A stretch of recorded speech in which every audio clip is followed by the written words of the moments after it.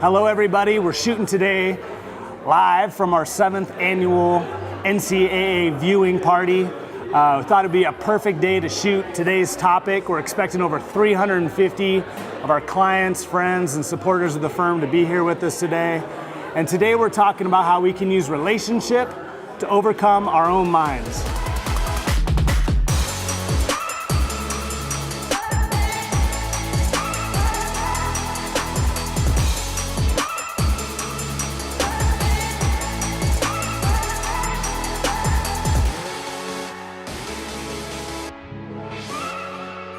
As you may recall, for those of you who caught it, last week we talked about the 4 horsemen of the investment apocalypse, and those were markets and how unexpected they operate and what that type of confusion does in terms of playing on investor psyches, the media and all the negative news that they tend to put out that can scare people, life and all the unexpected twists and turns, and again, our own minds. And we're gonna start this week where we left off last week, which is overcoming ourselves. So last week we talked about how the same part of your brain that gets triggered when you're in mortal danger gets triggered with bad markets and losing money.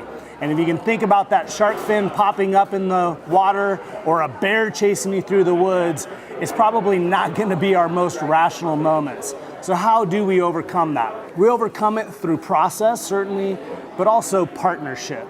And with that partnership, having that third party that can be there with us to help check those emotions, make sure we're seeing things through all the different perspectives that are possible. And that's certainly one of the things that we hope to be able to provide for our clients. So why don't people do it?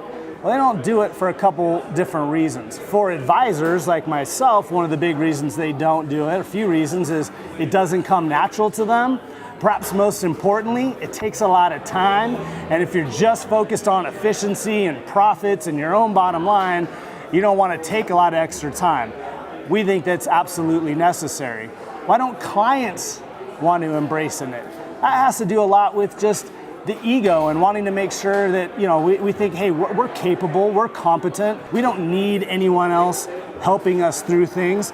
The reality is we all need someone else. Even the Tiger Woods of the world who are at the top of their game, or the Tom Brady's of the world, hire private coaches to help them have a third-party perspective and understand maybe how they're not viewing things the right way, catch something that they might have missed.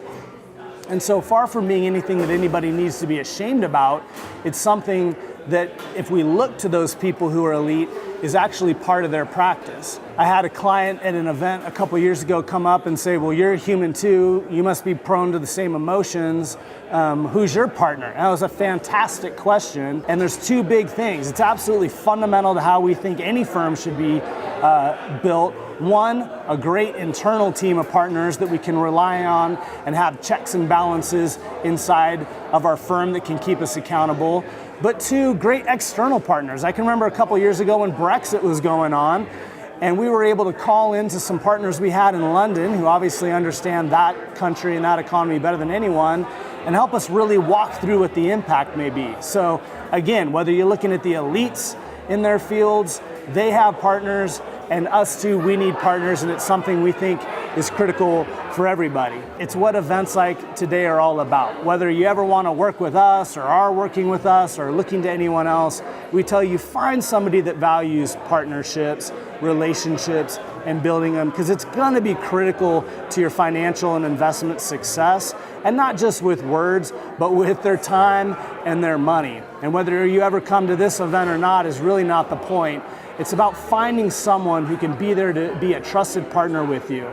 With that, we're going to wrap it up for today. I hope to see many of you, but in any case, thank you so much for the feedback that you sent in last week, the comments, the support, even the constructive criticism is all welcome, and we'll look forward to seeing you next week where we'll talk about how to overcome some of life's different obstacles. Thanks so much.